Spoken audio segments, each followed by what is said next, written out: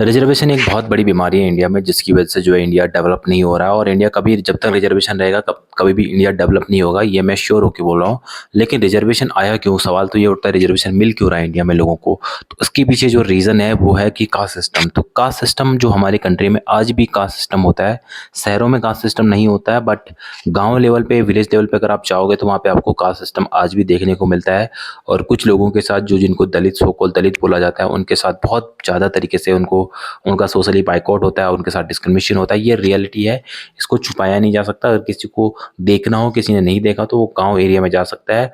वहाँ पे जो निचली जाति के लोग होते हैं, स्पेशली दलित होते हैं, उनके साथ कोई अपर कास्ट के लोग जो होते हैं खाना भी नहीं खाते, ना उनको शादी में बुलाते, ना किसी भी पब्लिक गैदरिंग में उनको बाइकआउट करा होता है। इवन वहाँ के जो मंदिर टेम्पल होते हैं, इनके अपने अलग ही टेम्पल होते हैं, उन अपर कास्ट लोगों के अलग ही टेम्पल होते हैं।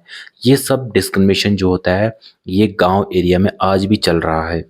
इसी की वजह से जो है, और इमेजिन कर सकते हो 50 60 70 साल पहले कितना बड़ी लेवल पे ये डिस्क्रिमिनेशन होता होगा। और 200 300 हज़ार जितना पीछे जाओगे, इमेजिन कर सकते हो आप किस लेवल का लोगों ने सहा होगा इस चीज़ों को।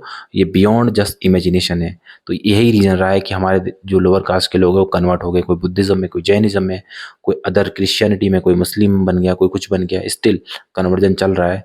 अगर आप पंजाब वाले एरिया में जाओगे, अगर आप सदर्न एरिया में जाओगे, तो स्टिल कन्वर्जन बहुत बड़ी मात्रा में चल रहा है।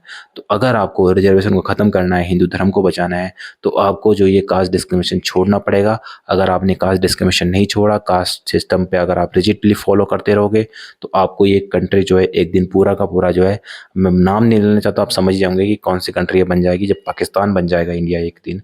और दूसरा जो है, यहाँ हिंदू तो बिल्कुल बचेगा ही नहीं कोई। तो इसलिए जो ये कास्ट सिस्टम जो है, सारी बीमारियों की एक ही जड़ है, कास्ट सिस्टम।